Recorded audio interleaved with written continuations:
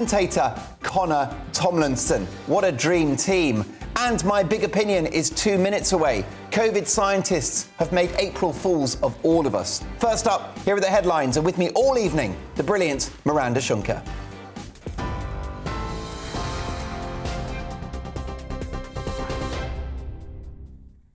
Thank you, Mark. Good evening. The top stories from the GB newsroom.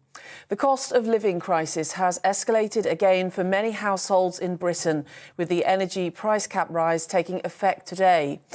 On average, gas and electricity bills will now cost an extra £700 a year. And this comes ahead of the increase to national insurance later this month. Labour leader Sir Keir Starmer says the government hasn't done enough to help. The government response has been utterly pathetic. No real response to that, no comfort to people who are so worried. What we, the Labour Party, have said is, look, the oil and gas companies in the North Sea have made excess profits over and above what they expected because of the high level of pricing across the world.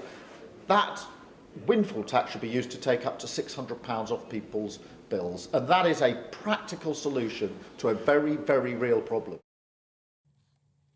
An Indian tech company in which the Chancellor's wife owns shares is reportedly closing its office in Russia. Akshata Murthy has a 0.91% stake in Infosys, a company founded by her father, which has continued to operate in Russia since the Ukraine invasion. It's thought the firm is now trying to find replacement roles for its Moscow staff abroad. Rishi Sunak has previously said he had nothing to do with the company. A Red Cross convoy travelling to the besieged city of Mariupol in the south of Ukraine has been forced to turn around. The teams were en route to evacuate thousands of civilians who've been trapped by Russian forces. Moscow had agreed to open a humanitarian corridor, but Ukrainian officials say they're breaking their promise and that it's very dangerous to enter or leave. The Red Cross say they'll try to again tomorrow. Criminal and civil investigations have been launched into P&O Ferries over its recent redundancies. The government says the UK's insolvency service will carry out the probe. P&O Ferries boss Peter Hebblethwaite admitted breaking the law when the company sacked 800 seafarers last month, replacing them with agency workers on cheaper salaries. 19 environmental protesters have been arrested after blockading several oil terminals across England. The group called Just Stop Oil says they want the government to stop funding new oil licences. Several facilities were forced to suspend operations because of the obstructions.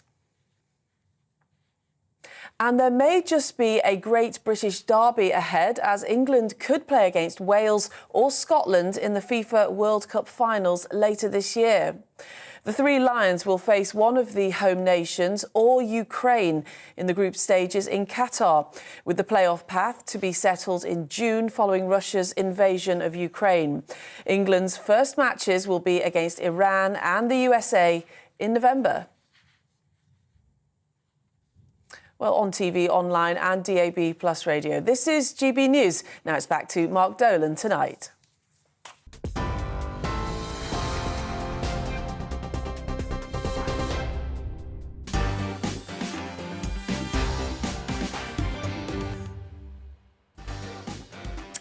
You're watching Mark Dolan tonight. It is Friday the 1st of April, and you'd be an April Fool to miss tonight's programme. In The Big Question, do 5-year-olds need the vaccine? We'll speak to a top paediatrician who thinks it's madness.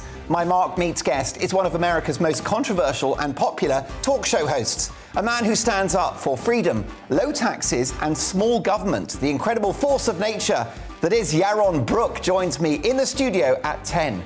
Debating the issues of the day will be my amazing panel tonight. Top comedian Nick Dixon, Olympic gymnast Lisa Mason, and political commentator Connor Tomlinson. Plus, we've got another great British game show, more alternative news headlines tonight featuring Jeremy Clarkson. And my big opinion is on its way. Now, the show is all about you, and I want to hear from you throughout the programme. mark@gbnews.uk. You know the drill. We don't do boring, not on my watch. I just won't have it. So expect a lively 2 hours, but I can't do it without you. So it is Friday night. It's cold outside.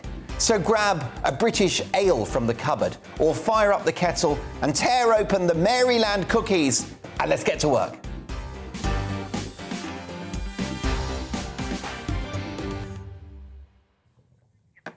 It might be April the 1st, but we are all fools today.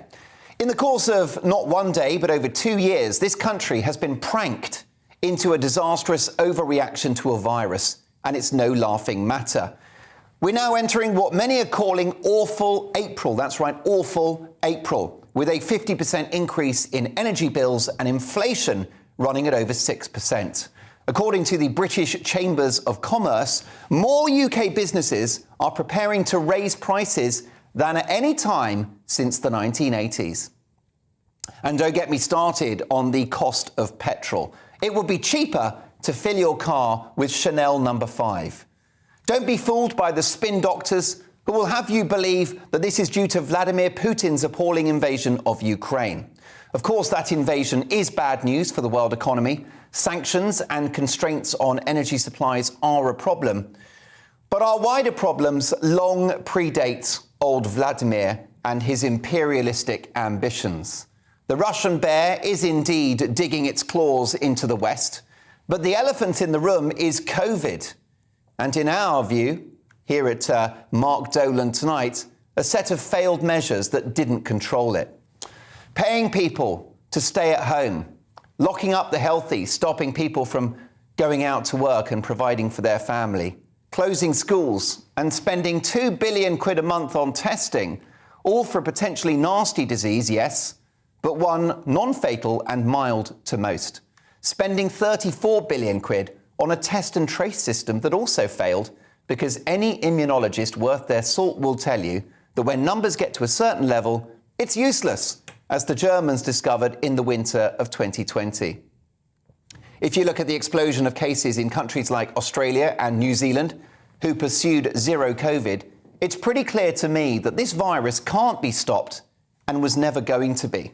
Thank God those free COVID tests end this week. They weren't free at all, of course, and were fueling this monolithic obsession with one illness. So we printed billions, we impacted supply lines, we indebted the country to the tune of over £2 trillion, and that's why we are where we are today. It's got nothing to do with the topless horse-riding fanatic that is Vladimir Putin, Russia's answer to Frankie Dettori. Send him to the knackers yard. God knows we hate this virus, and it has been extraordinarily dangerous for some. And NHS frontline workers have been heroic beyond words, and we have lost too many. But after 2 years in which we've caused such widespread damage, including creating a non-COVID death toll which will dwarf that of the virus itself, the bills are now starting to come in. Of course, we've already seen the colossal human price of these measures: mental health, a divided society, and undiagnosed other diseases. But as we enter awful April, we're now paying the financial price too, like I've been warning since the spring of 2020. People thought you could just borrow money ad infinitum. I was told by supposedly clever economic experts that borrowing is effectively free at the moment. That's what they told me. I've had boffins on this show with letters after their name telling me that borrowing is cost neutral, that it almost pays us to borrow. Well, they may have letters after their name, but I've got some four-letter words for them now. In fact, the cost of servicing our debts has quadrupled since the start of the pandemic. 80 billion quid a year, 80 billion pounds a year, your money, just on debt interest alone, as pointed out by the Chancellor Rishi Sunak, who doesn't actually drive a Kia, by the way, but he has driven the economy into a brick wall, not something I'd recommend with a Kia. So you'd think, wouldn't you, that those who called for this disastrous and unprecedented policy of lockdowns would be keeping very, very quiet. Except it's the opposite. The ultimate cheerleaders of lockdown, which has caused this economic catastrophe, have got louder and louder. For example, Devi Sridhar, Professor and Chair of Global Public Health at Edinburgh University Medical School. She's rarely off the Beeb or Sky News, but she was on Twitter this week, and here's what she had to say. The cost of living crisis is a huge public health issue in Britain now. If people can't heat their homes, afford rent payments and feed their families, How can they live healthy and happy lives? This from a lockdown cheerleader. You've got to have some brass neck, haven't you, to send that tweet out. The same thing from Benjamin Butterworth, a good friend of mine and a brilliant journalist and broadcaster, but again a cheerleader for lockdowns, who sent the following tweet this week. He tweeted, "I rang up my local GP's office. I said, I need to see a doctor, please. Of course, they said. Our next available appointment is on Wednesday, the 13th of April. I said, why so long to see a doctor? No, they said. 13th of April is the next available phone call. They will then assess if you can see a doctor after that." Could it be anything to do with the fact that the NHS closed its doors to the public for 2 years and became the National COVID Service? Don't take my word for it. Some are predicting the waiting list for untreated patients could reach 12 million. Society locked down. The economy locked down. Schools locked down. And the NHS locked down. And now the country is down and out. But the authorities haven't learnt their lesson. The Independent report that people are being advised to stay at home if they've got a bloody cold. Now, I couldn't agree more with the entrepreneur Luke Johnson, who tweeted the following.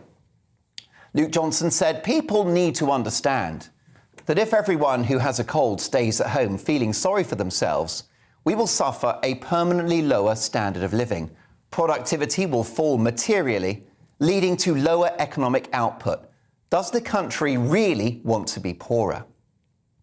Meanwhile, the Crown Prince of Lockdown himself, Professor Patrick Vallance, has said the following.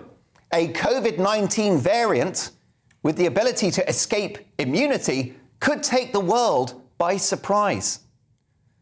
Are we seriously going to start worrying now about variants of a virus that don't even exist yet? Have we not had enough mental torture for the last 2 years? What do you think this baseless pessimism does to the economy and to our collective mental health? I've got a simple question for Patrick Vallance and all of these characters who don't understand the link between the economy and public health and who are insulated from it with their jobs for life and gold-plated pensions. Here's my question. Did you not catch, Sir Patrick, the Chancellor's mini-budget last week? Have you not seen the day-to-day borrowing, the interest payments, the inflation, the national debt? How many more of these expensive and ruinous measures do you think we can afford? What is too much debt? 3 trillion? 4 trillion? 5 trillion? 10 trillion? From a cursory glance at the books, it seems to me that we are 3 or 4 lockdowns away from having to decide which of our children to eat first. The madness has to end, even with cases high as they are. Virus gonna virus. Luckily, Omicron, the current variant, is milder than a night out with Alan Titchmarsh. Love Alan. He gives me green fingers. Personally, I don't think this is a conspiracy. I think it's a cock-up. But we're making the same mistakes over and over again.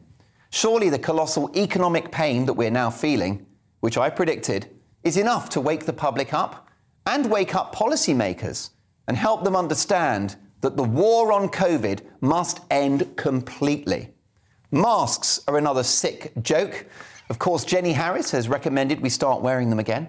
Well, the Mail's Ross Clark reported this week that we are poisoning the planet with, wait for it, 129 billion plastic face coverings, non-recyclable, every month. That's right, we're throwing away 129 billion masks every month. But the authorities are being urged to bring back masks and other restrictions. I mean, the masks themselves are clearly about as useful as a eunuch at an orgy. But if you think things are bad now, take my word for it, things will be twice as bad in a year's time. We're being led by a generation of politicians and so-called public health experts who have wrecked the country and wrecked public health. But given their huge mistake, it's too late for a U-turn. They can only continue to tell us that the emperor has got some really fancy new clothes. But the naked truth is one that can't be escaped. The measures failed, which is why it's beyond a joke. The idea that we'll carry on with these measures is bonkers. It was Albert Einstein, the genius physicist, who said the definition of madness is doing the same thing over and over again and expecting a different result. And that's exactly what the scientific establishment are doing with calls for more measures and dire warnings about the future. It's time for the government to get out of the way so that we can get back to normal, contribute to the economy that pays for everything that we value so highly, and begin to rebuild this country one brick at a time. We've got to get back to normal. It's now a national emergency. If we put up with any more of this nonsense, the biggest April fool will be us.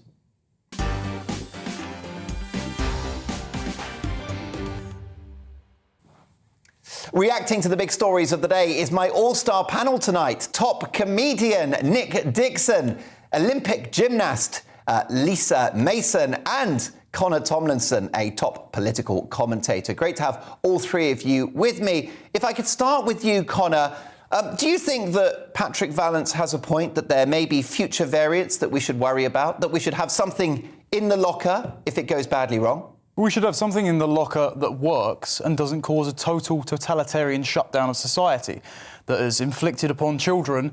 I think it's 1 in 3 has a diagnosable mental health condition at this point. I don't understand how you can have that on your conscience, and I don't see how any piece of scientific data that you can create, fabricate, find out of your backside can justify why you should be locking me in my home for 2 years.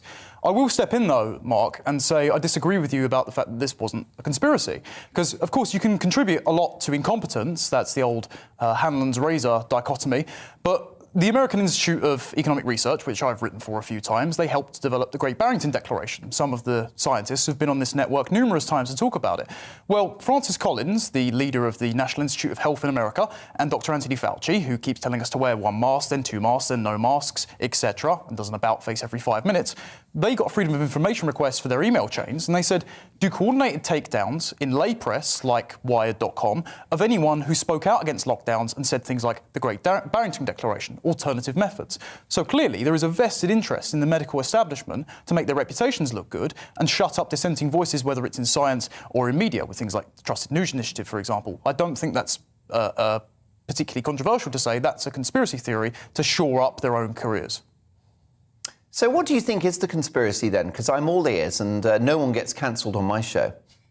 Well, I think a lot of them have a lot of money tied up in various biological research labs. We know that Anthony Fauci had a connection, for example, with Peter Daszak of the EcoHealth Alliance. This was presented by former Tory peer Matt Ridley to the Conservative Science and Technology panel, who basically said, oh, well, it looks like COVID didn't come from the Wuhan wet market. It actually looks like it came from, the lab that was named after it. So I think China should definitely be held accountable, and the truth should be spoken about this, because those that did die from COVID and those who suffered all of the harms by our countries unanimously adopting the Chinese lockdown policy, which Neil Ferguson said, oh, we were so glad we could get away with putting lockdowns on you.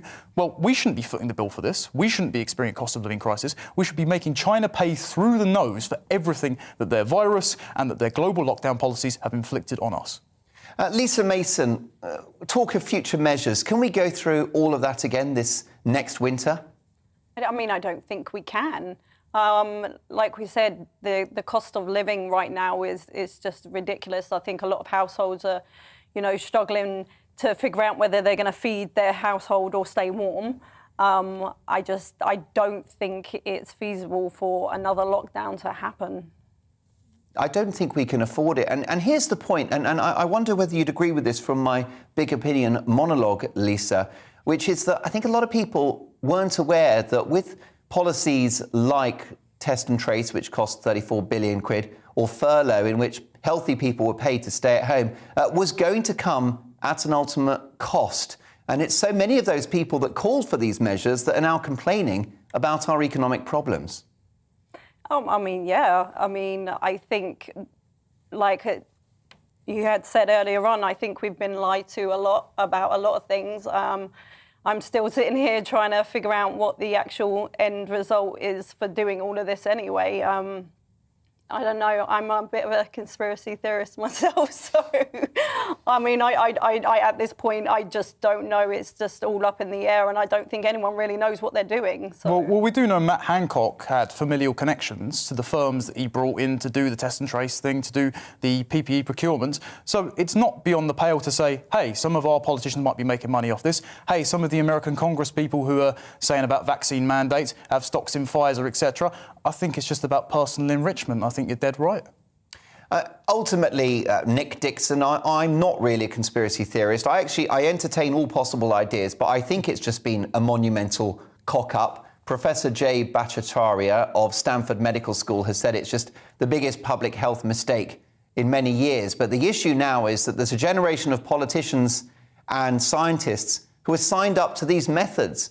When cases rise again in the winter and sadly hospitalizations rise, they'll be back to the old dogma, won't they? Because if they change policy, that would betray their mistake in the first place. Right, that is my concern. I mean, I can see why people go for the conspiracy theories with people like Valance and Sage. There's such little trust in them. It kind of reminds me a bit of Bill Gates. Whenever he pops up and says something like, oh, we're going to get smallpox, everyone just goes, oh, he's planning smallpox. That's because trust is so low in these people. And I understand your concern about Sage and people like this repeating this process, because Valance talked about we need a handbook, didn't he, in this testimony thing he did. And people freaked out. They said it was like a lockdown handbook. Technically, it's an advice handbook, but they didn't follow the last handbook, which was we threw out all our planning and did these lockdowns. And the concern would be that we'll do the same again. And it's going to be very hard for Sage to admit publicly that they've made a mistake with lockdowns, and which Valance was not doing. And there's going to be a lot of passing the buck. I've got an interesting quote, because I watched the thing today, because I've got nothing better to do on a Friday night. And he had this very interesting quote. He said, Sage can give science advice. It's not the operational body. It's not the policy body. And he said the links between advice and operations and policy are incredibly important. So he's basically trying to say, hey, bro, I'm just the scientist. And there's going to be a lot of that, because no one wants to take responsibility for the fact that lockdowns really didn't work and were a disaster and were unplanned. And what we need to do in future, Mark, is we need to be very against it in principle. Because if you buy into the medical argument, then you're already lost, because there'll always be a medical case with people like Sage or Dominic Cummings, these technocratic types. There'll always be a medical case to lock down. So we need to be against it in principle, ethically and morally, and say this is not something we should even consider. With no talk of improving public health or expanding hospital capacity, because cases will rise, and next winter we're going to have a torrid time once again. But how do we handle it? Can you stomach future restrictions? Let me know, mark@gbnews.uk. If you think that the government have acted in the national interest, if you think the likes of Valance have just simply acted in order to save lives, please do let me know, because this show is all about opinions. mark@gbnews.uk. Lots more to come. Really excited about our guests tonight. My Mark Meets guest is quite a character. He is called Yaron Brook. He's a US talk show host. He's all about freedom and small government. He's live in the studio. You won't want to miss that one. He's actually written a book all about how tackling inequality has the opposite effect. So don't miss Yaron Brook live at 10. We've also got my alternative news headlines, another game show, plus more from my amazing panel. Aren't they fantastic tonight? But next, in the big question, do 5-year-olds need the vaccine? See you in 2.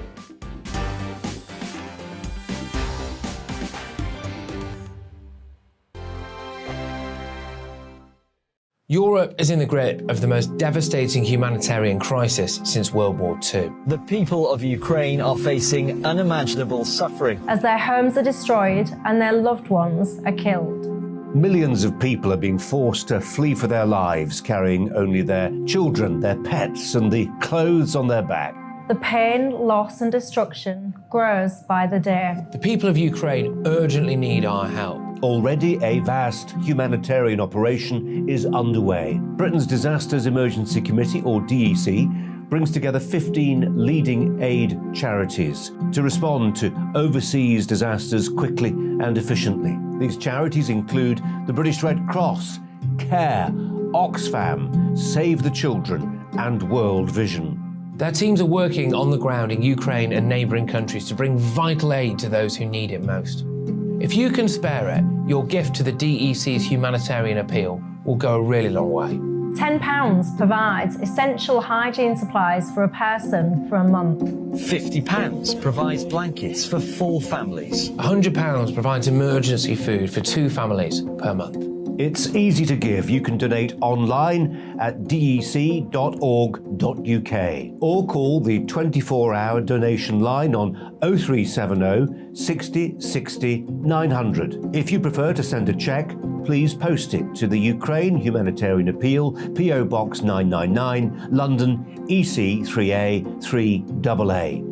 To give £10 on your mobile, simply text the word crisis to 70150. Standard network charges apply for calls and you must be 16 or over. Texts are charged at the standard network rate and your £10 donation will be added to your bill. 100% of your donation goes directly to the DEC to save lives and deliver critical support where it's needed.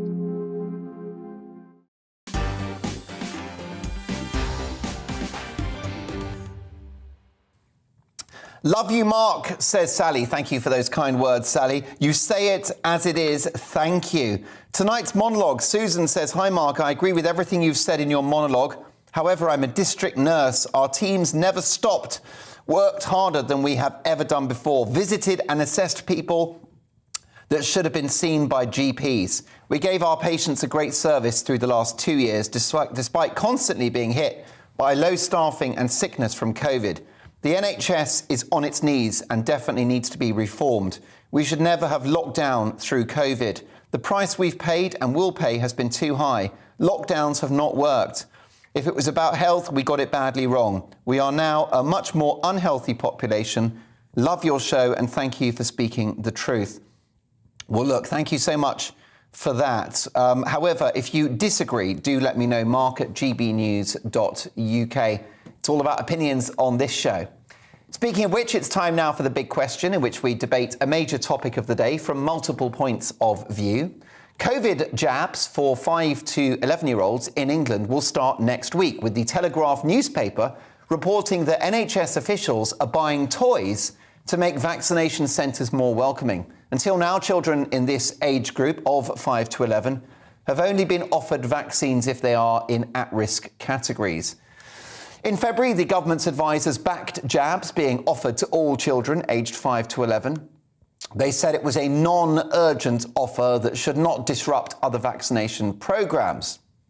On Monday night, Dr. Emily Lawson, the National Director of Vaccine Deployment, said efforts were underway to make vaccine centres and pharmacies more welcoming to younger patients. Dr. Lawson told MPs that in Derby, for example, they've designed a vaccination town, where the whole building has effectively been redesigned and painted to make it welcoming for children. Sites have purchased things like fidget toys for distractions.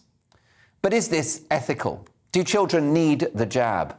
Let's discuss this now with broadcaster and writer John Gaunt, retired NHS paediatrician Ros Jones, and senior consultant in communicable disease control, Dr. Bharat Pankhania. Dr. Pankhania, welcome back to the show. Lovely to see you again. Do you think 5-year-olds need the jab? Well, primary prevention works and primary prevention saves lives, and it has been effective. And what we need to bear in mind is we are not only dealing with an infection, we're dealing with a prolonged signs and symptoms of a infection that has come and gone, the long COVID syndrome, as people refer to it as. So we know that we can prevent infections and we can attenuate or even not create a long COVID situation by primary immunization. And then one more thing, which is also very important to bear in mind, and a few minutes ago you were discussing it, and this is the question of variants. At this point in time, we do not have variants that cause severe disease in children, but that can change suddenly. We just don't know. On the other hand, we have the vaccines that could prevent such a thing from happening. And one more thing, this isn't new. We do this all the time. So for example, we have a seasonal influenza program, which does precisely what the COVID vaccination program will also do. But Dr. Pankhania, COVID-19, dreadful virus though it can be, it just doesn't threaten children, does it? I mean, I don't know how many children in the UK that didn't have serious medical conditions that died from COVID. So why jab them? Well, if you look at the data even today from the Office for National Statistics, a respected source, a respected place in the United Kingdom, then hospital admissions for the younger age group have gone up. Furthermore, as I said to you, it is a primary prevention. In other words, it is an intervention that prevents an illness and in some people prevents the progression to what we refer to as long COVID. And we do precisely this with seasonal influenza. We immunize and we keep the case numbers down. We keep them, the little children, from bringing their infections to their older parents, the grandparents, and spreading infection in the community. So there is a double-pronged approach here, triple-pronged. One, you protect them from the infection. Two, you protect them from the consequences of potential long COVID. And three, you have community suppression of infection from them, causing infections in other people who may be much more vulnerable than themselves. Basic public health measures. Ros Jones, do 5-year-olds need the vaccine? Well, no, I would fundamentally disagree with what most of what has been said. I think the vaccines have shown that they can prevent serious illness and death in people who are vulnerable, but they have not shown they can prevent infection. It's very clear now that you are more likely to get infected if you are triple vaccinated currently. The rate is higher than if you're unvaccinated. The Americans who've been rolling out for 5 to 11s for a while now, don't shake your head, that is UK NHS, the national vaccine surveillance data. It's not mine. The UK from the US, the 5 to 11-year-olds, the latest study for them shows that by 6 weeks, the vaccine efficacy against Omicron has gone. JCVI themselves said that this would not be useful against Omicron. They're wanting to do this for some potential more serious wave. But by the time this potential serious wave comes, this vaccine effectively will have worn out, which is why adults are being offered 3rd doses. Vulnerable adults are now being offered 4th doses. The other thing that we haven't raised is that 85% or more of this age group have had it. And the vaccine immunity is not as effective as natural immunity. The natural immunity will last really well. And we have... It's all very well to say this is like the flu. This is an mRNA vaccine, which is still in the trial phase. We do not know about long-term data. The JCVI themselves wanted to wait 6 months to follow up the children in the States who'd had myocarditis, for example, but that was overruled. We are giving 2nd doses to teenagers, despite knowing that this is the age group that has by far the highest rate of myocarditis from 5 to 100. And yet there's a group, these 5 to 11-year-olds, for example, have the lowest death rate of any group. And you mentioned long COVID, but most of the studies have been in adolescents. And a lot of the studies that have included negative controls have found lots of children have similar symptoms: fatigue, headache, depression, anxiety, lethargy. These are all symptoms of long pandemic. Being constantly afraid, being out of school, being on your computer far too much. And if you look at the 5 to 11s, the incidence of long COVID is very, very low. And also most of these data came from periods with Delta. And Omicron is probably about 1/3 as virulent as Delta. And that's true for adults. We've all seen that. We've got, friends, vulnerable people who have had it much more mildly and been really surprised at how mild it is. And for children, I just think this is totally unethical and reckless. Now, Gaunty, I'm going to come to you in just one moment, but Dr. Bharat Pankhania, you were shaking your head there. What do you disagree with Ros Jones about? Well, as I reiterated, and I will reiterate again, right? This is a primary prevention. It protects the child from infection. It protects the community. It reduces infections. It is a suppression of infections in the community. And with respect to myocarditis, for example, you can get myocarditis from an infection as well as from a small number of cases with the immunization. However, it is pretty self-limiting with the immunization compared to the real myocarditis from a wild infection, which is not controlled. It is better to have a controlled introduction of immunity with the vaccines rather than a introduction of immunity and taking your chance with a infection.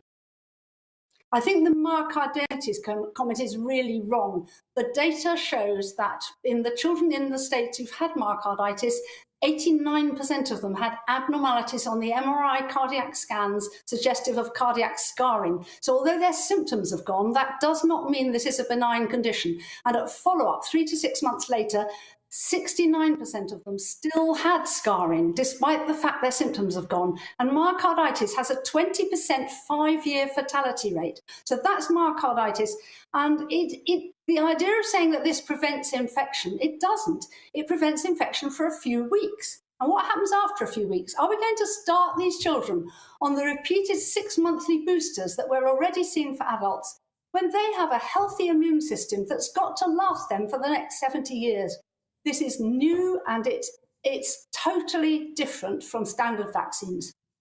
John, I think you've... proteins being produced because they haven't done proper pharmacokinetic studies for all the individual components of these vaccines. John Gaunt, let's talk about 5-year-olds. You've got, I believe, 2 daughters. Would you have jabbed them when they were 5? Of course I would have done.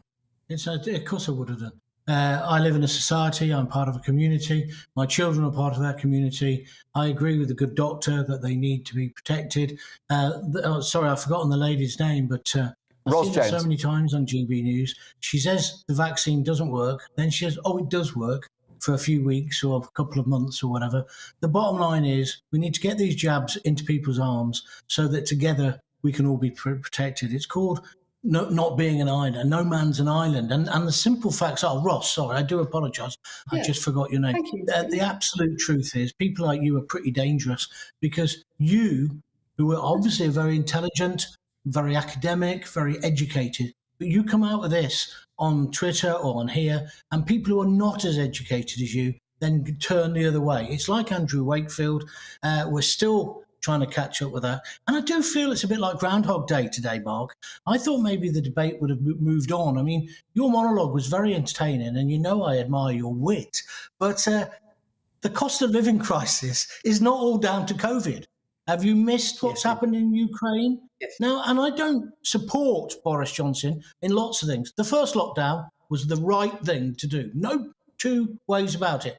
Maybe you could begin to question, and I'm altering my position because I'm looking at the facts over a period. Now, I was very pro-lockdown, very pro the vaccine, but not even Dr. Ross can say the vaccine hasn't stopped this dreadful disease. It has. It hasn't stopped it completely, but it's curtailed it. And what would the cost of living been if we'd had bodies piling up in the morgue? And I'll just finish with one thing, if I may. My little nephew, he came home from school. My sister-in-law is a doctor. She's a GP. She rang up. We've both gone down with it, and he brought it back into the house. And I've been speaking to people today because I knew I was going to come and talk to you. Everybody says it's like a blooming merry-go-round. One kid goes into school, gets it, comes home, gives it to mum and dad. That's where the primary thing is. Get these injections into the children. I know there's some side effects. No one can say that, but it's minute. Think of the collective good. And I do think, Ross, it's about time you actually accepted the vaccine has done wonders for the world. But isn't the point, John, about the vaccine that it must be focused on the vulnerable, those who risk hospitalisation and death? Okay. Because then... Okay, I'll answer that.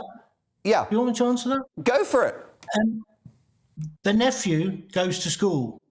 My mother-in-law is 80. She's extremely, extremely vulnerable. He comes home, gives it to my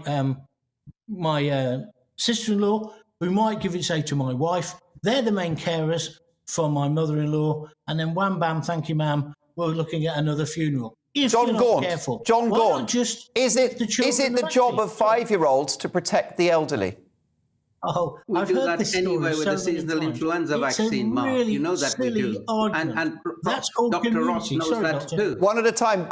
Gaunty, finish your point, and then Bharat, I'll come straight back to you. That was my point. My point is it's about community. I've heard this come out of your mouth so many times, Mark, and other commentators who say you shouldn't use children to protect elderly. Nonsense. You should use everyone to protect society. That's what you should do. Where's the protection? That's the tricks and treats. Do you remember a sugar cube for your polio? John, where is the protection for a vaccine which has a short shelf life in terms of handling variants? And where is the protection in a vaccine that doesn't stop you catching COVID or spreading it? Have you not seen the latest figures? Do you not think there might be more variants? Do you not think we need to be on top of it? Seems like you're answering a different question, John. I was just finished. Seems like you're answering your own question, but the difficult one is about vaccine efficacy. The more people you immunised, the better. That's my point, and that's what we should be doing. There is a completely different argument. That the point is that the children who are getting natural immunity are then protecting their relatives. They're protecting them better than the people who are triple vaccinated. The whole point about herd immunity is you can get it through different ways. The reason we haven't tried to get herd immunity through natural infection for the elderly and the vulnerable is because that is quite dangerous in the process. But for young children, this will actually diminish the risk of vaccine-resistant variants. The pressure for those are created by the fact that the more people you've got vaccinated, the only way variants can go is vaccine resistance. And if you've got a large group of healthy children where the vaccine is circulating and they are building broad immunity to the whole virus, not just to a spike protein, then that will last them much better. And the continuity of the of the cover is clearly longer than all of the vaccines. And the evidence from Israel, look at them, they're on their 4th booster dose and their death rate is higher than it has been in their first 2 waves.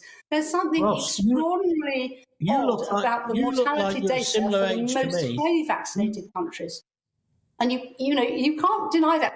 And in terms of saying that what I'm saying is dangerous, what is dangerous is to just keep repeating safe and effective as if there is no difference between what is effective for a 70-year-old and what is effective for a 7-year-old. And the balance of risk has to be for the benefit of the person receiving it. The ethics of vaccinating children with a drug which, whether you like it or not, is still in the trial phase. Pfizer themselves say they cannot rule out serious side effects on the small trials they've done, and they have ongoing studies to report in 2027. And if those turn out to do long-term damage to children's immunity or to their hearts or to any other aspect of their health, who is going to take the blame for that? The poor parents who've been asked to choose and given lack of information on which to base a safe choice. Final thoughts, Gaunty, before I come to Bharat. John? When you're going to organise your first COVID party, you're the same age as me, probably. You probably remember chickenpox parties, and our parents thought that was a good idea. I don't think it's a good idea when it comes to COVID. Let's get people vaccinated. I agree with you about natural immunity as well. There hasn't been enough emphasis on that with the government. I could take that on board. But your idea of not vaccinating... What are we going to do with 85% of children who've already had COVID? I didn't interrupt you. Are we going to vaccinate children who've already had it when we know the side effects are greater if you've already had it? What are we doing with them? It's too late. If you wanted to do this, you should have done it. You should allow people to finish their point. When 90% of them have had it. What's the point? Well, if I can finish my point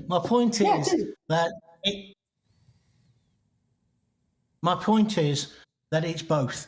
Natural immunity will come, but we should vaccinate children now. Of course we should, because have you looked at how many people aren't at school? Have you looked at how many teachers aren't going?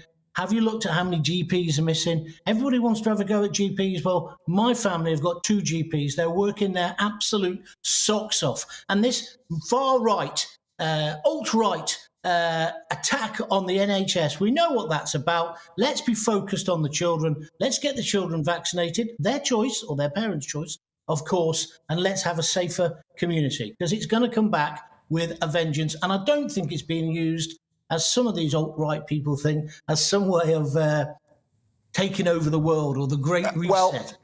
John, as an experienced broadcaster yourself, I think you can do better than throwing around slurs like alt-right and far-right. This isn't about left versus right. This is about a debate around whether children need the vaccine or not. A perfectly reasonable question to ask.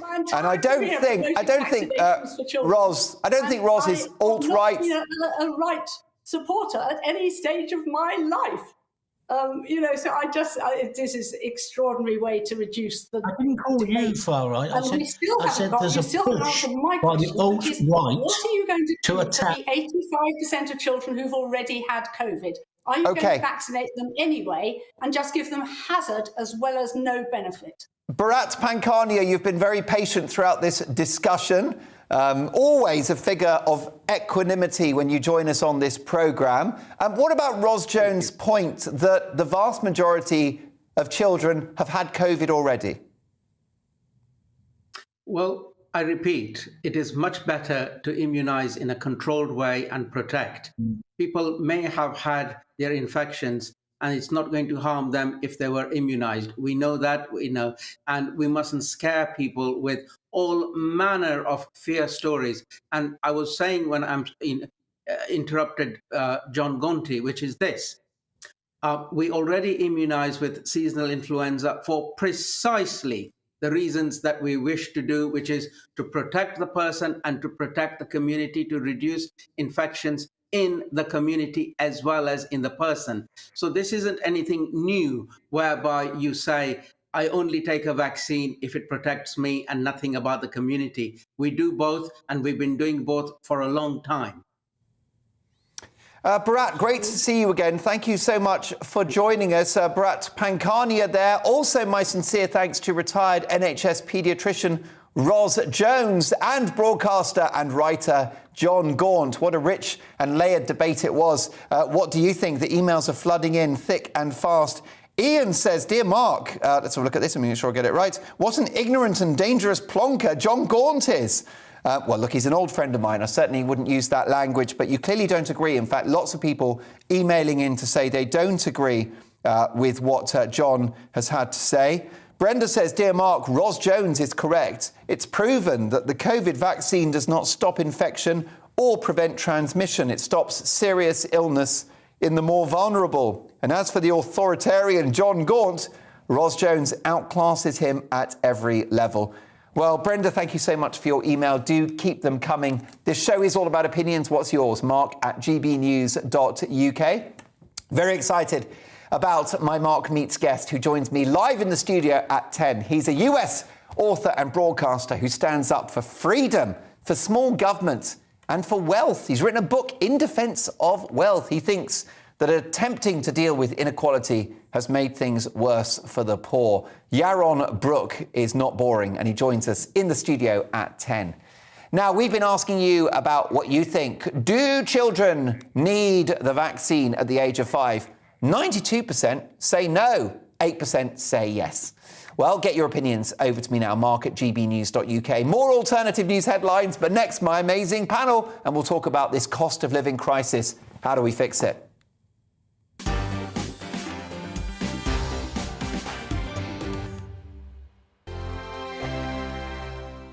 Europe is in the grip of the most devastating humanitarian crisis since World War II. The people of Ukraine are facing unimaginable suffering as their homes are destroyed and their loved ones are killed. Millions of people are being forced to flee for their lives, carrying only their children, their pets, and the clothes on their back.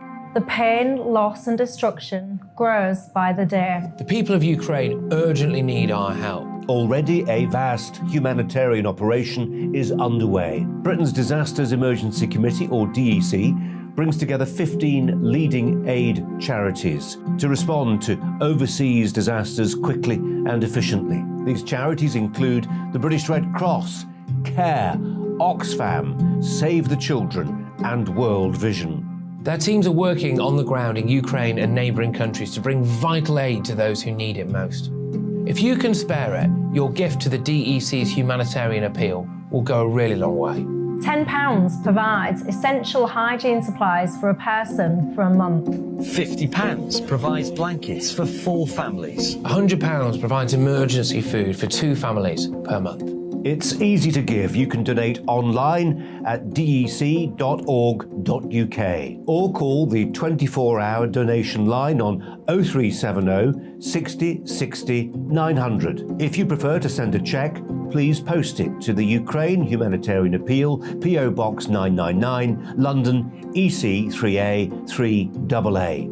To give £10 on your mobile, simply text the word crisis to 70150. Standard network charges apply for calls and you must be 16 or over. Texts are charged at the standard network rate and your £10 donation will be added to your bill. 100% of your donation goes directly to the DEC to save lives and deliver critical support where it's needed.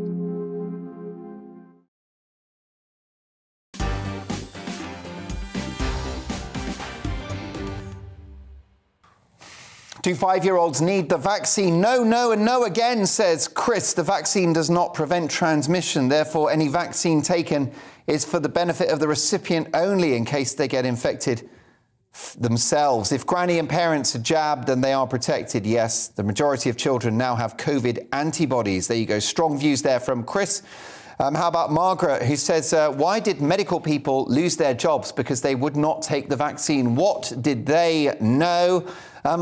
How about this from Jim? Dear Mark, these are the same types of doctors that forced thalidomide on a section of the public with assurances of curing a small amount of death. And we know what happened there. There you go. Thank you so much, Jim, for that one. Do keep the emails coming. Fascinating stuff, Mark at gbnews.uk. So from the cost of living crisis is deepening for most households. That's right. From today, we're seeing a real spike in the cost for British families. Energy bills will skyrocket, and after a raft of tax rises come into force, things are only going to get worse. And the government's proposed national insurance tax rise will come into force on Wednesday.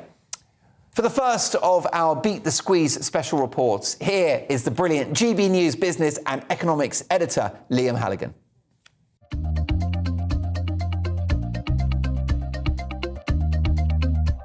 We're heading for the biggest fall in living standards since the 1950s, and Rishi Sunak's spring statement measures will do little to offset that drop. This cost of living squeeze has been months in the making. As we emerge from lockdown, global supply chains remained broken. Demand has surged, but our economies struggled to get into gear, causing prices to rise. Even before Vladimir Putin chose to invade Ukraine, UK inflation was at a 30-year high. Now this conflict's stopping Russian and Ukrainian crops and energy exports reaching global markets, again causing prices to spiral.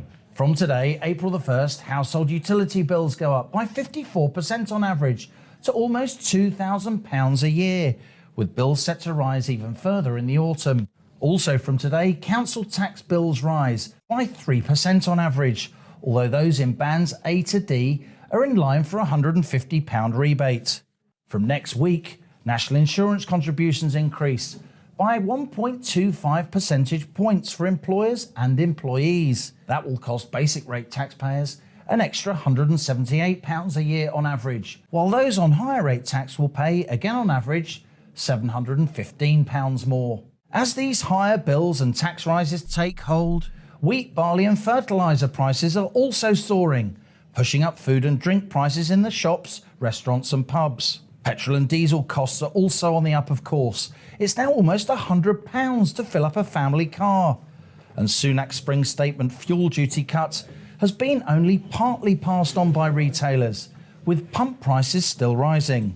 GB News has been highlighting inflation and the rising cost of living for months. But today's a day when the cost of living squeeze got significantly tighter.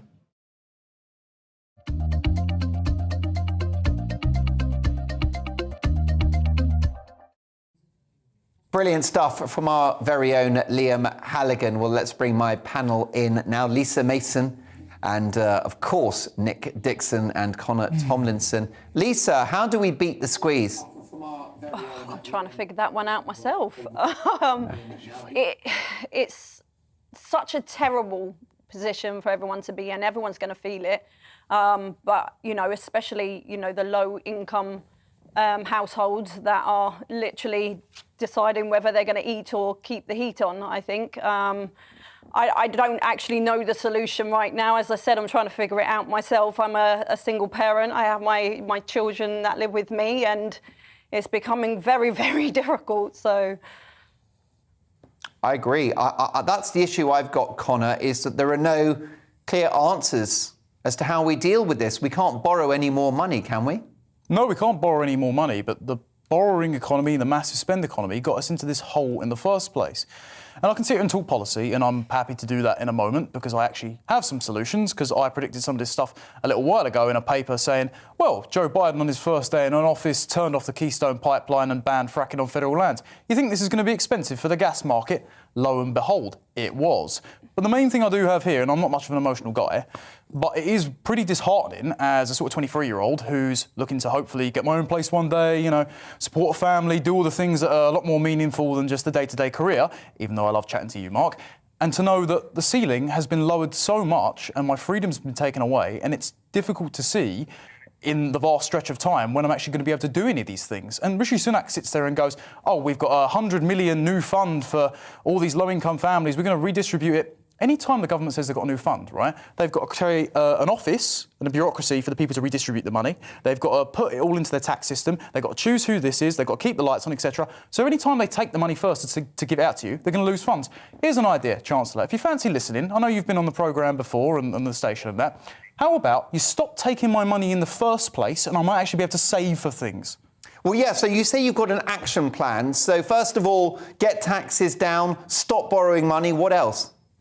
Oh, put pressure on the Americans to reopen their oil pipelines. I mean, if you look at the way that they did it in 2021, they then doubled Russian oil exports, and basically them and Germany, who decommissioned all our nuclear power plants, decided to fund Russia's war machine. And that's going to be a massive risk as well, because when we flew over to Saudi Arabia, rather than reopening the North Sea, and 10% of which, by the way, will do us energy independent for 50 years, the Saudi Arabians put the phone down on Biden and said, Boris, off your pop. And instead, they're now buying oil with Chinese yuan, not the American dollar. So what that does is, because we haven't got a gold standard anymore, it's all backed by oil. So that makes the entire global economy incredibly precarious. Same thing with Russia. They just said, oh, we're going to do all our oil dealings in rubles. India have just sold us up the river. And that means the Russian ruble bounced straight back up. All right, Nick Dixon, couple of seconds. How do we beat the squeeze?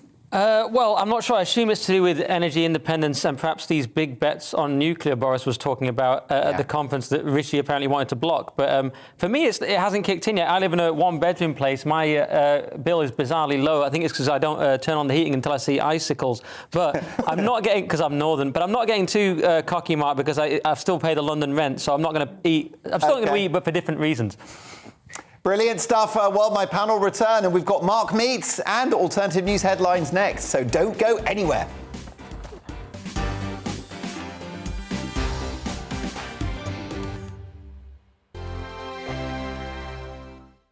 Europe is in the grip of the most devastating humanitarian crisis since World War II. The people of Ukraine are facing unimaginable suffering as their homes are destroyed and their loved ones are killed. Millions of people are being forced to flee for their lives, carrying only their children, their pets, and the clothes on their back. The pain, loss, and destruction grows by the day. The people of Ukraine urgently need our help. Already a vast humanitarian operation is underway. Britain's Disasters Emergency Committee, or DEC, brings together 15 leading aid charities to respond to overseas disasters quickly and efficiently. These charities include the British Red Cross, CARE, Oxfam, Save the Children, and World Vision. Their teams are working on the ground in Ukraine and neighbouring countries to bring vital aid to those who need it most. If you can spare it, your gift to the DEC's humanitarian appeal will go a really long way. £10 provides essential hygiene supplies for a person for a month. £50 provides blankets for 4 families. £100 provides emergency food for 2 families per month. It's easy to give. You can donate online at dec.org.uk or call the 24-hour donation line on 0370 60 60 900. If you prefer to send a cheque, please post it to the Ukraine Humanitarian Appeal, PO Box 999, London, EC3A 3AA.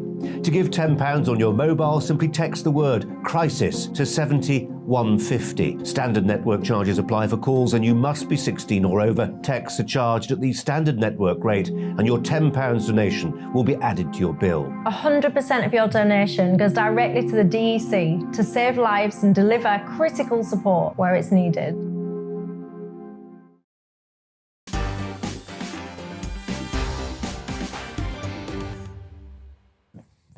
Why are the Beckhams in the news? Find out in my alternative news headlines straight after the real headlines. Also, Yaron Brook, the rather iconic and notorious US broadcaster and journalist, joins me live in the studio. He's flown in from the States.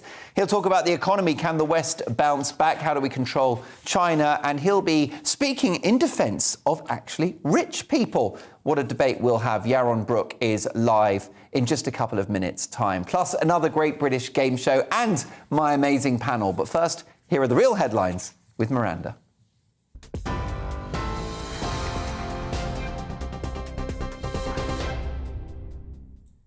Thank you. Good evening. The top stories from the GB newsroom.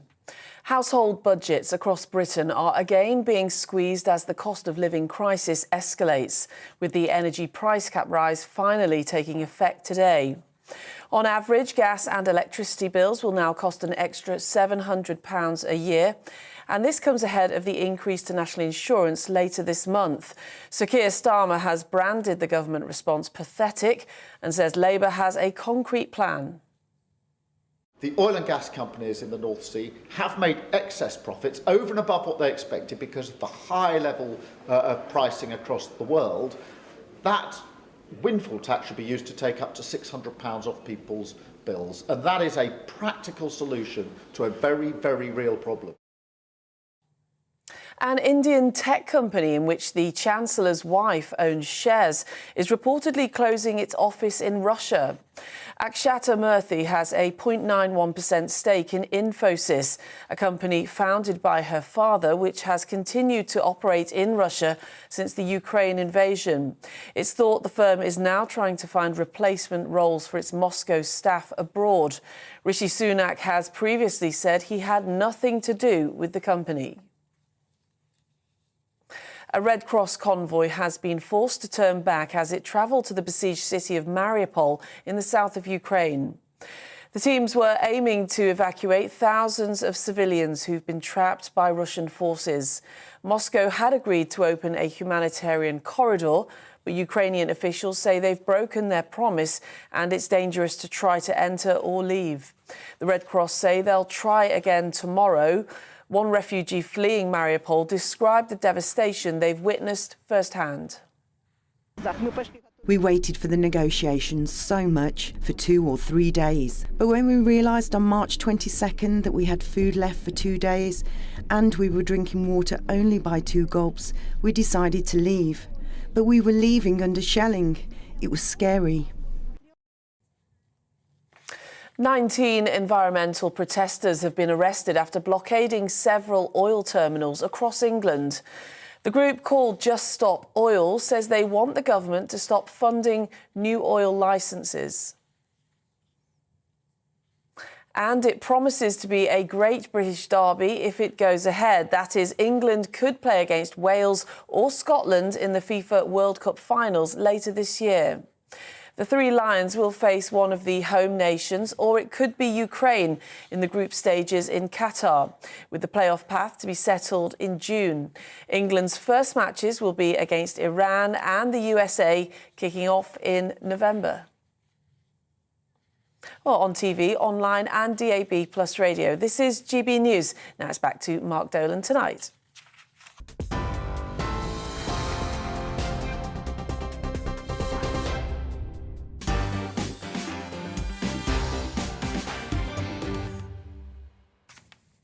Coming up, my Mark Meets guest, one of America's most notorious and entertaining talk show hosts, Yaron Brook, live in the studio in just 3 minutes' time. You won't want to miss that. Plus, in our news agenda with my amazing panel, should children be on social media at all?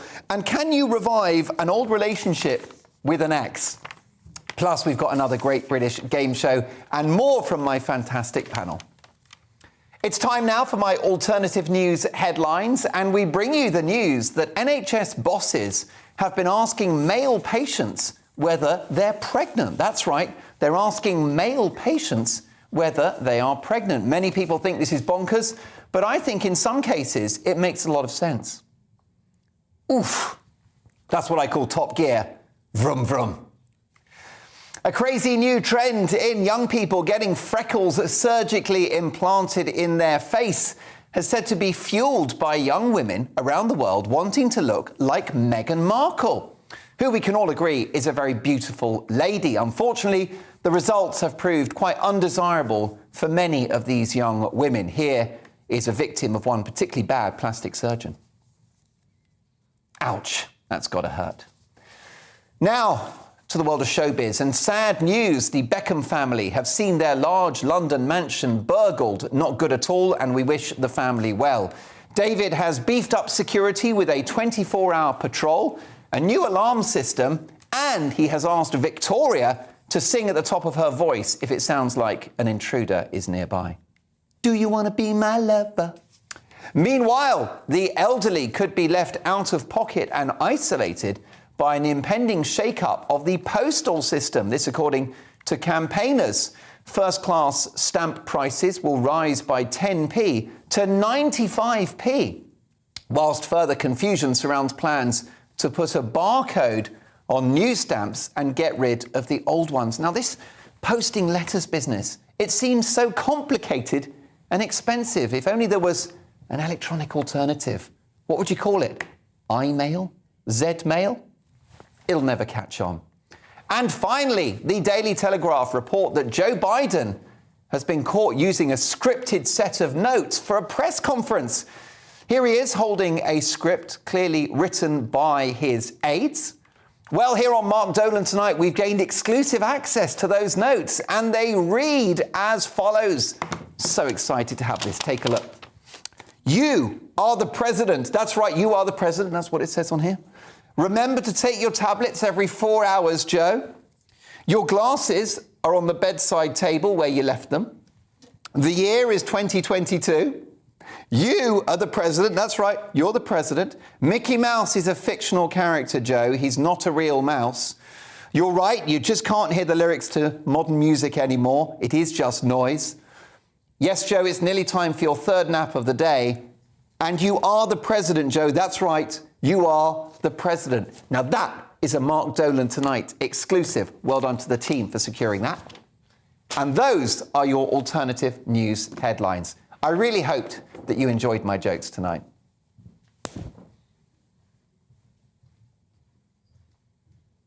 Well, they're not for everyone.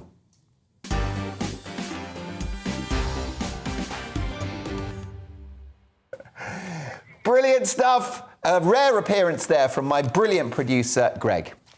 Oh, blimey, he's got a good right hook. It's time now for Mark Meets, in which I speak to the biggest names in the world of politics, sport, showbiz and beyond. Tonight, legendary US talk show host Yaron Brook, a man who has energetically used his platform to speak up for freedom, democracy, economic liberty and small governments. Yaron is the best-selling author of In Pursuit of Wealth, The Moral Case for Finance, as well as Free Market Revolution, Equal is Unfair, America's Misguided Fight Against Income Inequality. Yaron has also been a columnist at the Wall Street Journal, USA Today, Investors Business Daily, and many other publications. And he has since hit the headlines with his hugely popular online talk show, The Yaron Brooks Show, which has amassed a huge global audience. I'm delighted to say that all the way from the United States, Yaron Brook joins us now. Hi, Yaron. Welcome back to GB News. Thanks for having me on. It's a pleasure to be here. Very good to see you. Listen, inflation is like out of control in the United States and shocked. Across the Western world. You predicted this months ago. Well, we did. I mean, it's obvious that when you send people checks on the one hand, so you increase the amount of money people have to spend. On the other hand, you keep them home so they can't produce anything. Then you get a mismatch between supply and demand. We know when demand is high, supply is low, prices go up. That's almost a law of physics. So yes, inflation was predictable. It's shocking that the largest employer of PhDs in the world in economics, the Federal Reserve, missed it. But here we are. We've got inflation, and it's going to be a struggle to get rid of it. Why have Western governments responded to the pandemic with socialism? Well, because I think they panicked. Because I think that they saw China lock down. China is socialist, so it makes sense that they lock down. They don't care about individual rights. They don't care about individual freedom. They locked down. I think then when the pandemic started appearing in Italy just panicked. They didn't know what to do. They looked at China. Hey, China, is adored by many politicians in the West. They get stuff done. They have great infrastructure. They produce stuff. So why not mimic them when it comes to the pandemic? Once Italy locked down, then it was just a spiral. It's also the case that in the United States, for example, for months, really, they pretended it didn't exist. So for February, Donald Trump was telling us, this is not an issue. No problem. Nothing will happen here. The CDC developed a test that was useless and didn't allow anybody else to use a test. So the American government completely blew this, completely screwed it up. And then once the pandemic hit New York, they panicked. They didn't know what to do. They locked down. Lockdown is the solution of ignorance and panic. No document written before the pandemic that describes what a government should do during a pandemic ever suggested locking people down. That's right. I mean, these are the policies of the Chinese Communist Party. It's ultimately tyranny and similarly economic policies, which have been very much to the left, essentially paying people money to stay at home. Well, yes, and it's more than that. Look, we've been mimicking China for a long time. In both on the right and on the left in the United States, there's increased appetite for central planning. There's increased appetite for industrial policy, increased appetite for having a national policy around, semiconductor manufacturing or other kind of manufacturing. Things that they look at China, and China has done, and they assume that is why China's been successful. That's a completely wrong analysis. It's not the source of Chinese success. And many people in the West are copying that. Look, politicians, their instinct is always towards more power. They might have a great platform. They might give great speeches. They might promote free markets and individual freedom. But once they get the power, they almost always increase the size of government. They almost always increase its controls over the economy and control over the individuals. And it doesn't matter in the United States whether it's the left or the right. Look at Boris Johnson. A lot of promise there, and yet he's governing from the left. He's governing from the perspective of government intervention, from the perspective of much bigger government involvement in the economy and in our lives. And do you think that the West will ever recalibrate back to its original values for which so many gave their lives, economic and personal freedom? Well, ever is a long time, so hard to tell. I don't see it in the short run. I just don't see the politicians.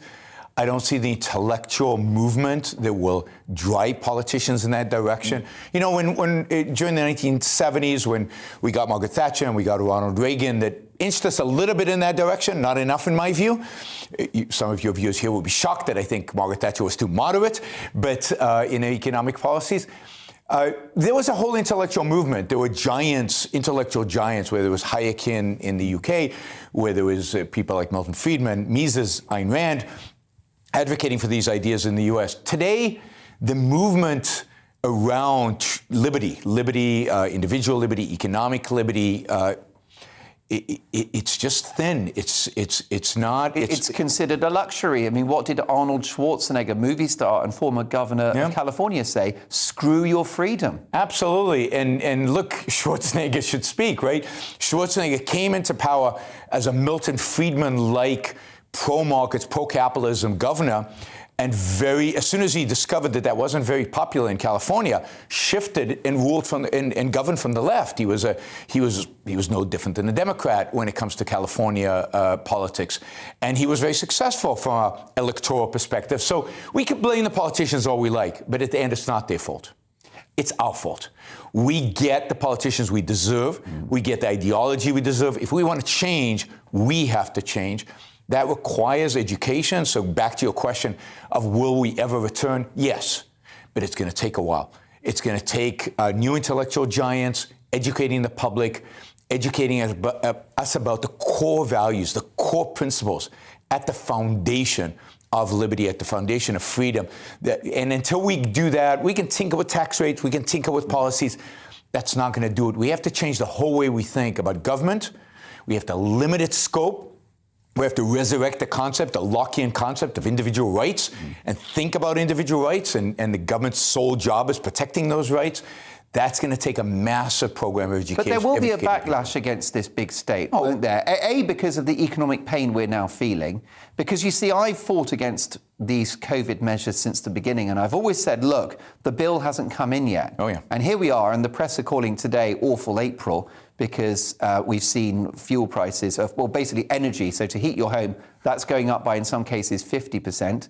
Fuel pump prices have gone through the roof. So now the bill is coming in. I wonder if there will be a backlash, but the only issue is the state now so big that we can't row back on its enormous footprint? I don't see where the backlash is coming anytime soon. Look, gas bills are easy. Why aren't you fracking? There's plenty of gas here on the island. But we have 2 to 3 decades worth of shale gas beneath our feet. Yes. Well known to be clean fossil fuel. Yes, and we have the technology to get it. It's an easy technology. It's a safe technology. It's technology used all over the United States, all over the world. You won't use it here. You won't accept it. So first we have to be willing to do the necessary things in order to provide for energy in this country and in the Western world.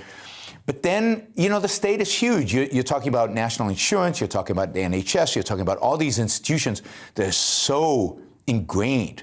Who's going to challenge those institutions? And if I mention on a British campus the idea of privatizing the NHS or getting rid of the NHS, it's like, I don't know, it's like I called for genocide or something. You could argue against any religion or anything, but you can't argue against the NHS. It's become a religion here. So until we educate people about their rights, and the fact that the NHS is a massive violation of individual rights, and the fact that it is indeed killing people, it is not providing the care that is possible. What do you mean by that? You're referring to its focus on COVID over the last 2 years, not treating other illnesses? Not treating other illnesses, but more than that, even before COVID. Look, you have long lines, you have waiting, people in this country die waiting for an MRI, they die waiting for treatment. It's a government program. We don't trust the government to, I often run a business. Run anything. I often ask audiences, here's an iPhone, a beautiful iPhone. Look at this iPhone. What do you think this would look like if a government committee designed it? And everybody laughs because everybody gets it, right? But healthcare, which is much more complicated and much more important than an iPhone, that we let the bureaucrats who can't run anything, that we let them run it. Why do we expect better results? But that kind of thinking is so foreign in our culture today. We expect the government to provide us. We expect the government to solve our problems. Look at COVID. Instead of treating British, Americans, Westerners as adults, telling them the risks, telling them what was involved, and letting individuals make choices. If I have pre-existing conditions, maybe I stay home. Maybe I should isolate myself. Maybe I should lock myself down. If I'm young, if I'm 20 years old and I'm healthy and why shouldn't I go out? If I'm 85, probably stay home. Well, but perhaps that young person will go out and generate a national income for the country, which will pay for the care of that older, vulnerable relative. Think about COVID. COVID was this disease, in a sense, we were lucky because it afflicted the old. So it shouldn't have had any economic consequences, because the fact is, who produces, who works, who actually generates income? The young, who were not afflicted that badly by COVID. So it shouldn't have been a disease. And if they were afflicted badly, then the government could easily have had the economic largesse to protect them. If we'd spent a fraction of what was spent protecting the vulnerable and letting the healthy get on with it. Absolutely. We could have cocooned the elderly, protected them from getting the Money, virus. no object. And letting the rest of us live. Right? And we could have provided them with food. We could have provided them with aid. There's a lot of ways in which the bill would have been a fraction of what it landed up being. And people would have continued working. So there would be no supply chain bottlenecks because production would have continued. The reason we have supply chain bottlenecks, the primary reason, is because we stopped production. We stopped producing. We thought stuff just appears magically. And it doesn't. Somebody actually has to go to work. And when you prevent people from going to work, you prevent stuff from being created, and you create shortages. Now, I'm all for the principle that we receive healthcare at the point of need. We don't want a situation where you've got to produce your credit card after you've been in a road traffic accident. So the principle of free healthcare as such, even though of course it's not free, I think is sacred to most Brits, myself included. But I'm all for delivering it in the most efficient way. The NHS employs over 1 million people in this country. It's the biggest employer in Europe. I'm sure it could be a leaner fighting machine. But we don't want an American model, do we? Because the Americans pay about twice the amount that we pay through taxes for a service that's half as good. Well, I don't know that it's half as good. I think it's actually better. I won't replace the healthcare I get in the United States with anybody's healthcare. I get the best service in the world. I get the best treatment in the world. And if it costs me a little bit more, that's fine, because I live better and I live a little longer. The American healthcare system is not fit for purpose. It doesn't protect all Americans, does it? I mean, it's hardly the model to aspire to. No, it's not the model to aspire to because it's too socialist. It has too much government involvement. Over 50% of all all expenditures on healthcare in the United States are paid by the government. If you're over 65, you have socialized healthcare in the United States. It's called Medicare. If you're poor, you have socialized healthcare. It's called Medicaid. The idea that the American model is a private model is absurd. It's far from private. If a country, America or any other country, had a purely private model, a real insurance market and a real healthcare market that were private and regulated and controlled, it's only in my imagination, unfortunately, but prices would be a lot lower and efficiency, which you discussed, would be far higher. Quality would be through the roof. You can't even imagine how good it could be. I mean, look, take LASIK surgery, which is surgery in your eyes to improve. Not in the United States, not covered by any health insurance, and it's not provided by the government. What happens to the price of that? It comes down every single year. Quality goes up every single year. Take healthcare for pets, which is a big industry in the United States, probably in the UK as well. It is. Not covered by Medicare. Government does not get involved in funding anything regarding healthcare for pets. And yet again, price of insurance has gone down. Quality has gone way up. No trouble getting an appointment. And no trouble getting an appointment. And I bet you that if a pet is dying, they're always treated, even when you don't show that insurance card. So no. I think you should question the possibility of having an NHS more efficient unless it's much more private. You need the price mechanism. You need prices in order to achieve efficiency. That's how every private market works. And it's a wonder that all these other markets, we get these beautiful, amazing products in the private sector, and yet healthcare somehow that's different. No, it's not. It's the same as any other service. We just need to trust the market, understand how it works, put in some safeguards to protect the most vulnerable. Checks and balances, the market provides beautiful checks and balances. It's called bankruptcy and going bust, and it's caused lawsuits and stuff like that. That the poorest will still be cared for. Yes, I actually think the poorest are cared for best in a free market. Last point, in a free market under capitalism, there are a lot less poor people, because so much wealth is created. I told you this man's not boring. No wonder he's one of America's most watched US political commentators. He is the star of the Yaron Brook show on YouTube, which has a gazillion followers. He's a published author as well. Let's bring my fantastic panel in on this conversation. Connor Tomlinson, political commentator, Olympian Lisa Mason, and stand-up comedian the brilliant Nick Dixon. Nick Dixon, do you think that we should talk about the NHS and have a look at how it works and think again about the mechanism by which it's run? Yeah, absolutely. I thought it was very funny and provocative when Yaron said that the American health system is too socialist, because, of course, our fear in this country is that we'll go to an American system, which basically means people dying in the streets in our minds. Because here, of course, we're obsessed with the NHS. It's become a religion. There's a certain cognitive dissonance because at the same time we'll say Germany's dealt with the pandemic better, but our NHS is the greatest thing in the world, which it clearly isn't. Everyone's talking about massive waiting lists and so on. We obviously know it's broken, but we can't really admit it. And it's interesting to hear Yaron talk about the US system, because that is held up as the thing we should all be afraid of, as if we're going to radically privatize. And the big problem here is, of course, getting elected on any kind of platform that's saying we're going to do make any kind of change to the NHS, we're going to make it more private. But I agree with Yaron, it would work much better if we did that.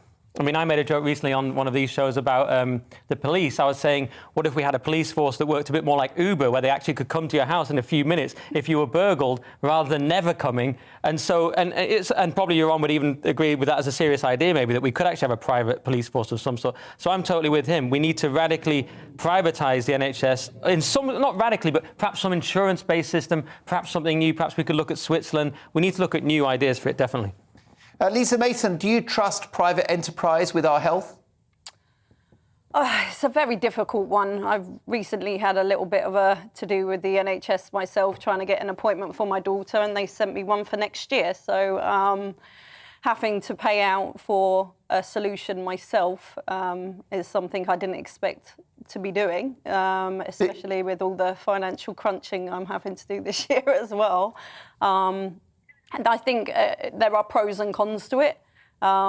Finding a solution today is not something that's going to happen, but I think, you know, everyone's made some great points with, you know, what could work, privatising it, and what wouldn't. So. Were you told, Lisa, by the NHS that your daughter's treatment was not urgent?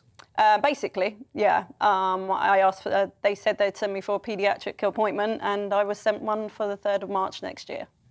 So. And of course, to you, it was urgent, and now you're actually going to have to splash the cash and pay for it yourself. I wonder, Connor, whether the NHS will be privatised by default, with people not using the service anymore and getting their credit out and going private. Well, nobody can afford to, because you're forced by law to pay for it through national insurance, which has just gone up. And they can float this bull about, 70% of households will see a benefit when the national insurance rise threshold is raised.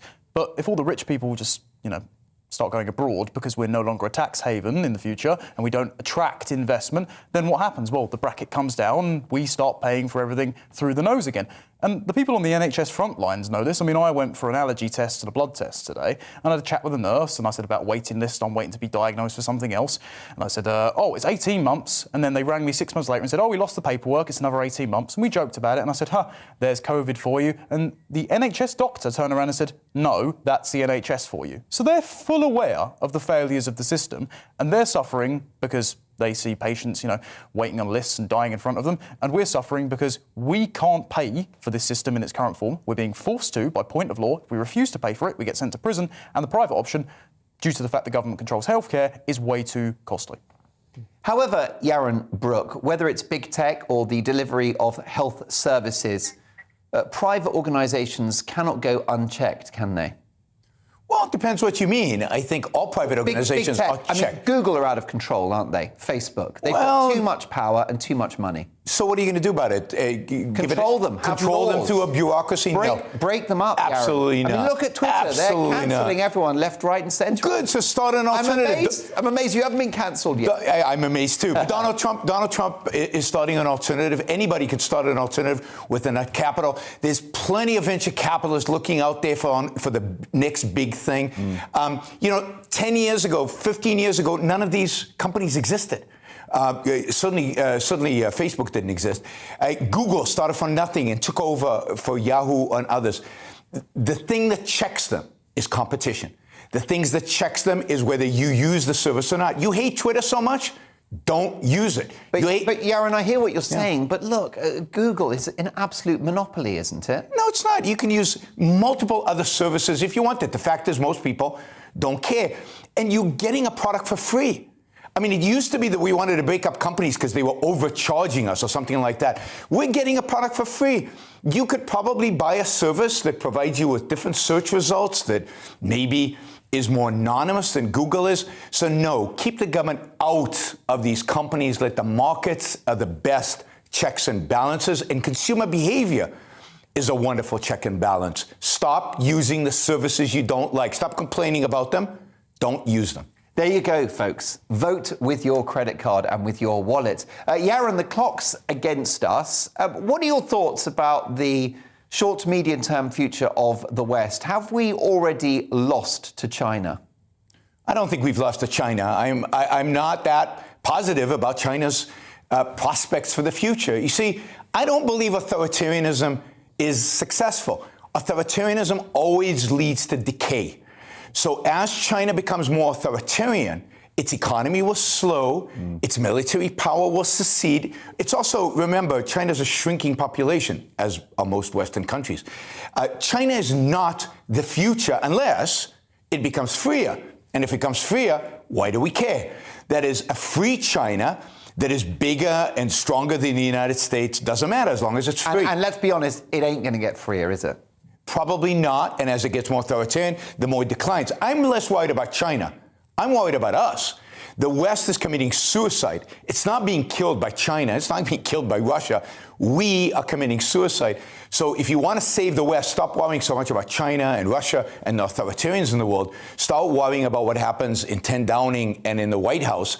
Start thinking about the culture that we live under, the attitudes of people, and the ideology, the philosophy. Again, let's bring back concepts like individual rights, the idea of limiting government to the protection of individual rights. That's how the West got rich and successful.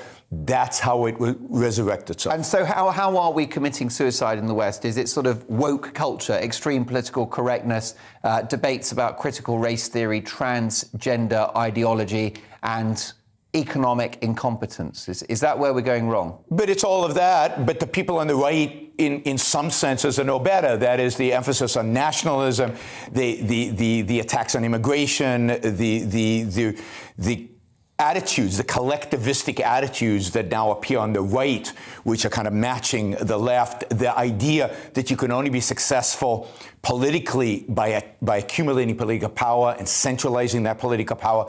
But fundamentally, it's a philosophical debate. We've abandoned the idea of individual liberty. We've abandoned the idea of individual autonomy and the idea that people can think for themselves, make decisions for themselves, guide their own lives. We look now for big government to solve all of our problems. And we have an intellectual class that loves this and that has deserted the ideas of Western civilization a long time ago. And there's really nobody battling them anymore, not in academia and very little anywhere else. Yaron Brook has a huge following online for the Yaron Brook Show. He's got a gazillion subscribers on YouTube. Find out why right now. That is the Yaron Brook Show. He's also the author of In Pursuit of Wealth, The Moral Case for Finance. And that book is out now. Yaron, what a treat to have you in the studio. Enjoy your trip to the UK, and I do look forward to welcoming you back to the studio very soon. The amazing Yaron Brook. Brilliant stuff. Well, lots more to come. Should kids be on social media? And can you successfully rekindle a relationship with your ex? Plus, another great British game show and more from my amazing panel. See you shortly.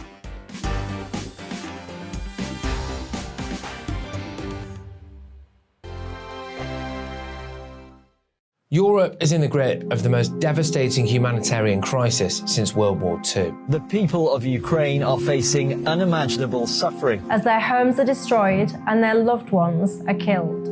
Millions of people are being forced to flee for their lives, carrying only their children, their pets, and the clothes on their back.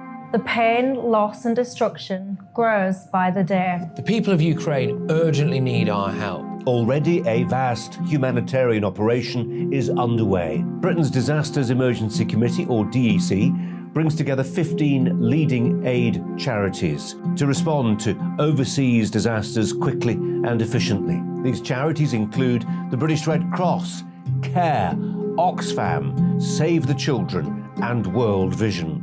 Their teams are working on the ground in Ukraine and neighbouring countries to bring vital aid to those who need it most. If you can spare it, your gift to the DEC's humanitarian appeal will go a really long way. £10 provides essential hygiene supplies for a person for a month. £50 provides blankets for 4 families. £100 provides emergency food for 2 families per month. It's easy to give. You can donate online at dec.org.uk or call the 24-hour donation line on 0370 60 60 900. If you prefer to send a cheque, please post it to the Ukraine Humanitarian Appeal, PO Box 999, London, EC 3A 3AA. To give £10 on your mobile, simply text the word crisis to 70 150. Standard network charges apply for calls and you must be 16 or over. Texts are charged at the standard network rate and your £10 donation will be added to your bill. 100% of your donation goes directly to the DEC to save lives and deliver critical support where it's needed.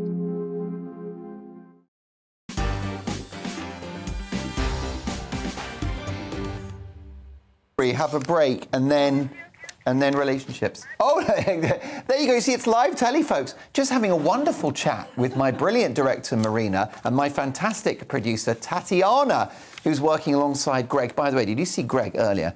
He walked across the studio and slapped me in the face. Redolent of this week's Oscars.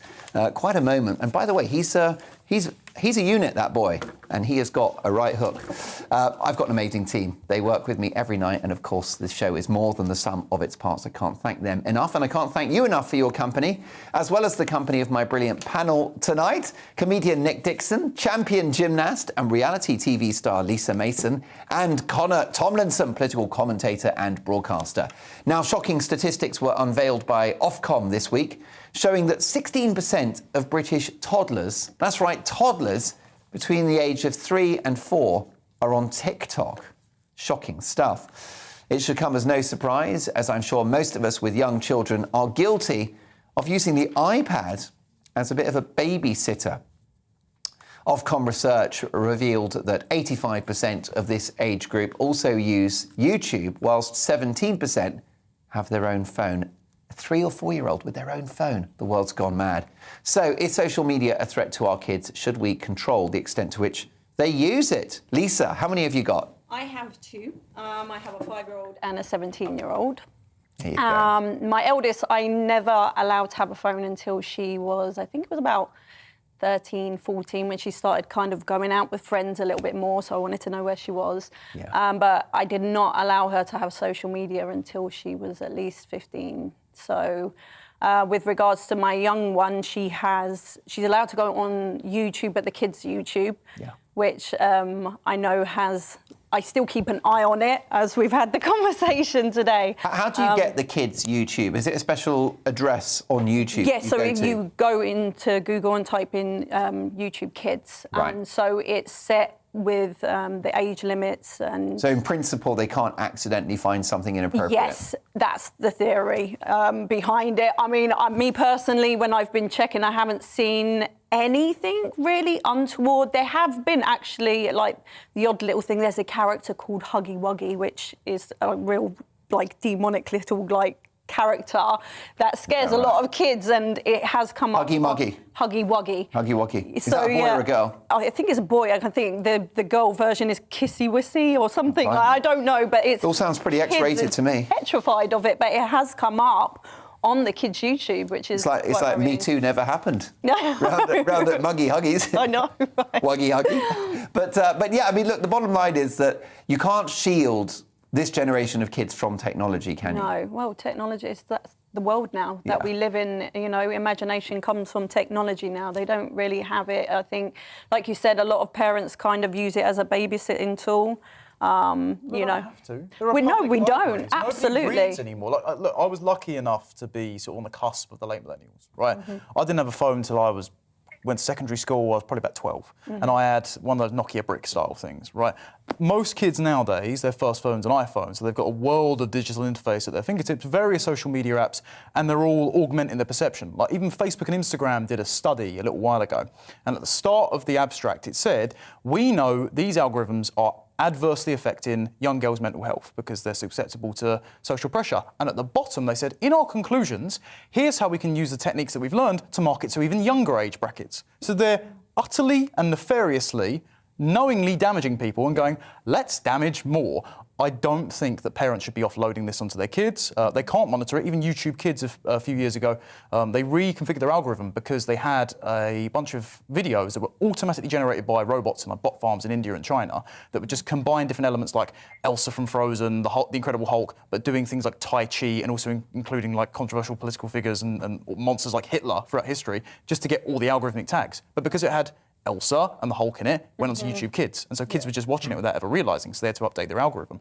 So don't use it as a virtual babysitter and allow kids to have their own imagination. It's free. Public libraries exists. The other issue we've got is not just whether or not kids might access inappropriate material, but even the stuff that is appropriate is curated in such a way as to be highly addictive, and that can't be good either. I mean, I don't know about you, but I cannot go on TikTok late at night because that'll be 2 hours of my life I won't get back because it's just designed to make you scroll through. Have you ever been on TikTok? I do not have TikTok on points of principle. One, it was made by the Chinese Communist Party and they banned it in their country for a reason because they know exactly the kind of effects it has on us. And two, if anyone isn't truly scared about what people might be seeing on TikTok, go and check out the influential account Libs of TikTok. Now, they were one of the reasons that the Parental Rights in Education Bill was formulated in Florida because it's basically a bunch of teachers in America saying, here's what I'm teaching to my kids, and it's all woke gender ideology stuff, and some of them have been fired because they had Marxist flags in their classroom. This algorithm feeds your kids increasing radicalisation, like Tumblr used to do, and it's responsible for the destabilisation of vulnerable kids' identities. Get rid of it off your phones. Don't give the Chinese any money. How about you, Nick Dixon? Would you trust, if you had kids, would you trust the owner and founder of Facebook, Mark Zuckerberg, to entertain your children? Absolutely not, but I don't think it'd be that entertaining, would it? But he's a bit robotic, Mark. But I was stunned to read that toddlers were on TikTok. I knew I was too old for TikTok, and that has confirmed it. I turned 4 last week, so I'm way too old for TikTok. It's amazing. But one thing I like about TikTok, I will say, is that they have the offensive Zoomer humour. You know, the young generation, Mark, their humour is so offensive and funny, and it's like stuff they do in the playground and things, and it's actually like school banter, and it's actually really funny. They'll probably all get banned when they clean it up. But the one thing I was going to say is that they should watch Libs of TikTok, the young kids, and realise what they don't want to turn into, because that is an incredible account of like lefty maniacs. Have you seen? I mean, I prefer Twitter to TikTok. When I say prefer, I mean despise but have to be on. Yeah, I mean, do you think that a lot of social media is imbued with a sort of leftist sensibility? It's not like I think it, Mark. It definitely is. I mean, it's ridiculous. People get banned off Twitter all the time, don't they? Babylon Bee was the latest one to get suspended. Which is what is that, a satirical news site? It's a Christian, right-leaning satirical news site. And we see constant people... President Trump, you might remember, was banned from Twitter. Remember him?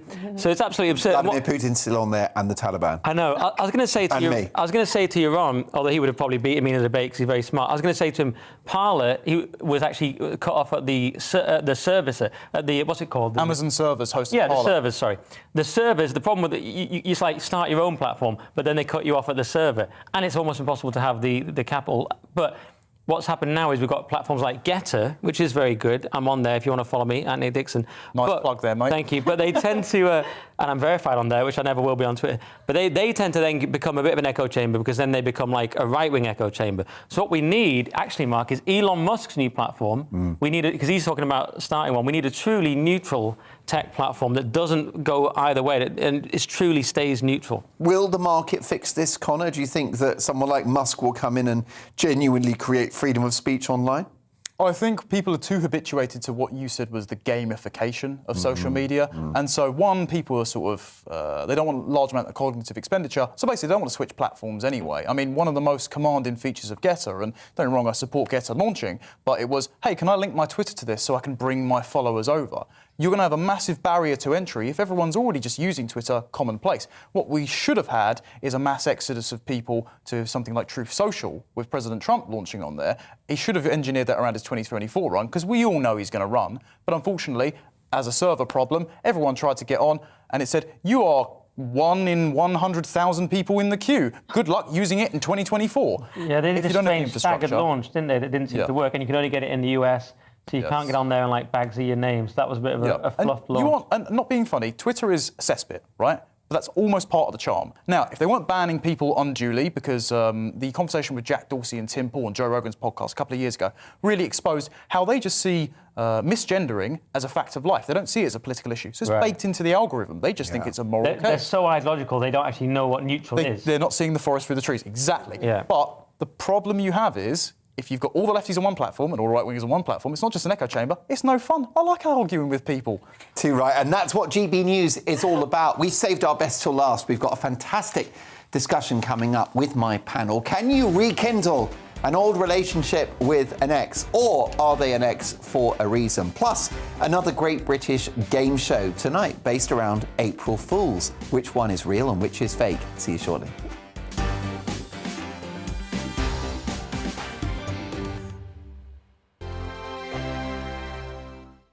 Europe is in the grip of the most devastating humanitarian crisis since World War II. The people of Ukraine are facing unimaginable suffering as their homes are destroyed and their loved ones are killed. Millions of people are being forced to flee for their lives, carrying only their children, their pets, and the clothes on their back. The pain, loss and destruction grows by the day. The people of Ukraine urgently need our help. Already a vast humanitarian operation is underway. Britain's Disasters Emergency Committee, or DEC, brings together 15 leading aid charities to respond to overseas disasters quickly and efficiently. These charities include the British Red Cross, CARE, Oxfam, Save the Children, and World Vision. Their teams are working on the ground in Ukraine and neighbouring countries to bring vital aid to those who need it most. If you can spare it, your gift to the DEC's humanitarian appeal will go a really long way.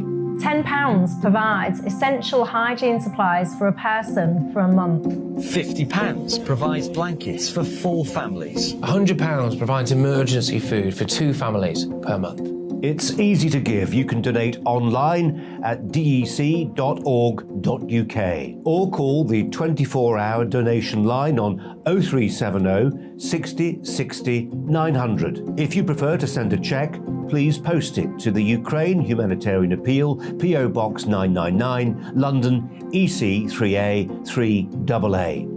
To give £10 on your mobile, simply text the word crisis to 70150. Standard network charges apply for calls and you must be 16 or over. Texts are charged at the standard network rate and your £10 donation will be added to your bill. 100% of your donation goes directly to the DEC to save lives and deliver critical support where it's needed.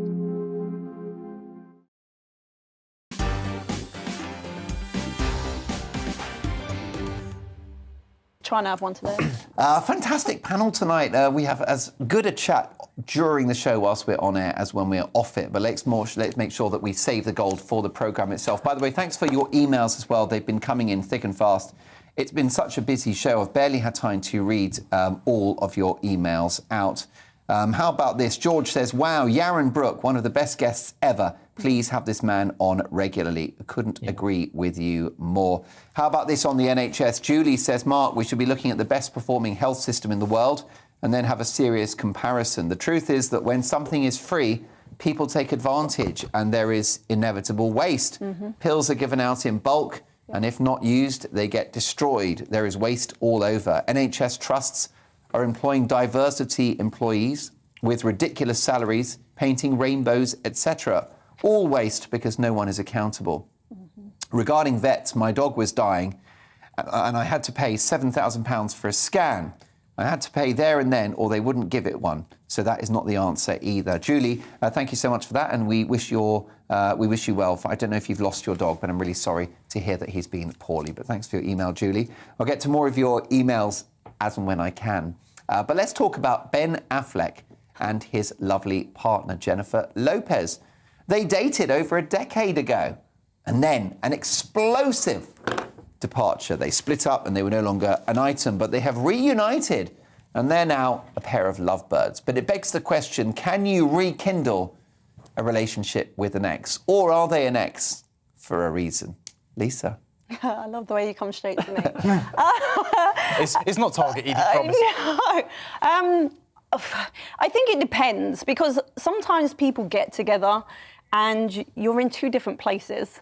So it's not the right timing. So, you can have this connection with somebody, but if your wants are different and, like I said, you're in a different place from this other person, you've got to live your life and do what you need to do. And eventually, I think it is possible for you to come back together and have that life. If it ended on a toxic note, absolutely no. I don't believe that you can rekindle. I think it's quite romantic Because very often when you get back with an ex, you know, you're being nostalgic because you're reverting back to a time in your life when perhaps you were young and free. Making you feel like you're a teenager again. Yeah, like you get that with I mean, you'll be all too young to know about this, but there was a website called Friends Reunited. Have you heard of this? I'm not too young. Right, No. and this was I guess a predecessor of Facebook. And this was a website in which people could connect with others that they went to school with. And of course, at first when they created the website, they thought it would be about you know, you hooking up with your old gal pals, and blokes like us hooking up with Steve and Bob and Barry. But what started to happen is high school boyfriend came back out. you'd be back to the high school sweethearts. Yeah. And what it wound up doing is destroying a lot of marriages. I mean, social media, I think, destroys a lot of relationships anyway. But why do relationships end? And if it does end, isn't that a clue that this person is not right for you? I just think social media, for me, my opinion is, I think sex has definitely become more accessible than it was before. It's easier to connect with people, especially all around the world. You know, travel's becomes, well, not so much easier now. We've had COVID, but... has been. Yeah, it has been. And I think, you know, the whole excitement of doing something, I guess people know they shouldn't But is it unwise to go back to an ex? Yeah. You're not repeating the previous mistake. Well, how do you know it was a mistake? As I said, you don't know the circumstances. Now, if it ended because you were both on, again, like 2 different pages, you don't... Is it a bad thing? I was just going to say, if it's Jennifer Lopez, you can make an exception. But yes. Look, I'm a straight man. If it's Ben Affleck, I think I'll make an exception. Even for best Batman. Would you get back with all of your exes? Have you still got the phone number of that woman? I've sort of done it. I mean, I went on some dates with someone 7 years ago, and then went out with them again. And let's just say I was right the first time. But I'm sure they'll say the same about me. But do you know, weirdly, I've got another thing where a different girl I went out with lives across like the courtyard area in my building from me by chance, and I can just like literally see into her flat. The binoculars help, but I can. It's pure chance. What light through yonder window breaks? Yeah. Well, that's another way of putting it. So I'm against it in general, Mark. Not a good idea. But the thing is, what's nice about hooking up with an ex is that you kind of you know them, they know you. It's like slipping into a comfortable pair of shoes, isn't it? That's not the most flattering way of putting it for them. And you know your way around. You know which buttons Well, you to press. think you might have learned a lot since then. You know where the knives, forks, and spoons are kept. Is that how you put it, Mark? I would keep knives away from my ex-girlfriend for my own health, I think. Yeah, what do you think about? I mean, I can't. You're a younger man. I can't imagine that you've got that many exes. Okay, let's not touch that subject. Actually, that's not true. Last time you were on, you famously sported what's called a hickey. Why did you bring that up, Mark? The love bite. Just horrendously embarrassing. I see you've got it covered in makeup tonight. Exes, yes or no? What do you think? Personally, no. For legal reasons, I keep quiet. I would say, how do I put this? If it ended, I would be very concerned about how quickly you've interrogated why it ended. Because if it ended quite explosively, I wouldn't go running back, particularly because you may not be the sort of person that is fortified against that same error again. You don't want to make the same mistake twice. That's the most political answer to Right? a relationship problem. Right. It's just very high-level stuff. Because we've got a big audience here on Mark Dolan tonight. Half of them are people that went out with Connor Tomlinson. So we better watch ourselves. It's time now for this. Yes, indeed, we're going to play the Great British Game Show. As you know, it is April Fool's Day, and whilst traditionally you have until 12 noon to pull your pranks, here on Mark Dolan tonight, we're trashing that rule and are happy to say there's still an hour left to carry out some nonsense. So with the help of you at home, we're going to play a game of Fool or No Fool, and my panel will guess whether the following 6 stories are real April Fool's Day stories or one of the fake stories that you kindly sent in. So thanks so much for helping me with the game tonight. How about this then? It's our first story. Is it true that there will be a statue of Piers Morgan in Trafalgar Square to represent free speech?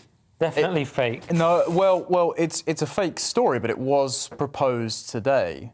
That's exactly right. Was it? Yes, indeed. It was an April Fool that appeared in the press today and very well executed. He's blocked me, so that's why I missed that.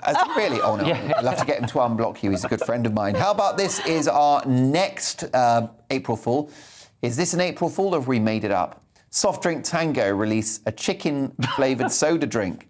Nonsense. That's fake. That wouldn't surprise me if I'm really hope honest. it's made up, because that's a crime against nature. It's another real one, and it sounds very healthy. It wouldn't surprise me. You're not actually allowed to do them. It has to be the morning, actually, Mark. But carry on. Yeah, I'm ruining the whole. Well show. said. No, you will, not for the first time. Now, how about this one? We've got our next option, which is House of Commons to debate whether to change Big Ben's clock faces, displaying a digital time after research found most millennials are no longer able to read analog. So, Big Ben going digital, was that an April Fool's, or have we made it up? I feel like I've seen the Photoshop of this, so I feel like it must be real. It's fake. It's too detailed, and the third one's bound to be fake after the true ones. I mean, with the statement. Well, according to my team, it is not real. That's right. Wow. We've just made it up. How about this? You'll no longer be allowed to add pineapple to pizza on Deliveroo. Oh, no pineapple. Have we made that up? That must be made up. There's no possible reason for that, unless there's a shortage of pineapple. Maybe a lot of people that could be possible. Like no, it's fake. Pineapple on pizza. That's exactly. why. I'm afraid to say it is real. It was a genuine April Fool. How about this? Google begin testing self-driving bicycles in Amsterdam in a bid to reduce cycling accidents. So we're answering whether it was a genuine April Fool, not if it was real. I've only just understood the game. Right, Finally got the hang of it. I've only just got it. Yeah, have we made this up, or was it an April Fool? Self-driving bikes. I think you made this up. Yeah. Actually, it was a genuine April Fool. Yes, indeed. Circulating on the internet. I wouldn't be surprised if it's a policy from the Transport Department at this point. Yeah, too right. Well, listen, thank you so much to my fabulous panel tonight. I hope you'll all return really, really soon. Thanks to you for your company as well. Do stick around, because I'll be in the hot seat for headliners in just 5 minutes' time. How about this on X? It's Declan says, never go back to an ex. Once an ex, always an ex. I'm still alive, and I'm very pleased to hear that. Declan, love getting your emails. So also, how about this from... it's a very, very good email. Want to quickly finish out. Elizabeth. Hi, Mark. A friend of mine had an MRI scan. Cancellation at a private hospital. That's the way to go. Hellfare is dreadful all round. Stick around. See you tomorrow at 9. Hello, I'm Alex Deakin with your latest weather update from the Met Office. It's all about the chill this weekend. Cold out there tonight. A frosty start to Saturday. A sunny day for many. There will be a few showers around, but the winds won't be as strong as they have been. The isobars are just steadily spacing out as high pressure moves in. But it's not all about the high pressure. This weather front is drifting southwards, bringing wet weather to Northern Ireland this evening. And as that wet weather spreads across Wales, we will see some sleet and snow mixed in, and still some wintry showers, hail, sleet and snow across parts of eastern England. So it could turn icy here. We do have a Met Office yellow warning in place. And it is going to be cold. Temperatures widely down below freezing, even in towns and cities, and some rural spots could be down to -5 or -6. So a cold start to Saturday. It could be icy across these eastern areas in the morning as the showers keep coming and going. The showers for South Wales and South West England will still have some sleet and snow mixed in as well, turning back to rain and drifting away. A few more scattered showers developing through the afternoon over the Midlands, East Wales, maybe East Anglia and the South East. But certainly most of Scotland and Northern Ireland, dry, fine with sunny spells. And most of England and Wales won't see those afternoon showers either. But look at the temperatures. Single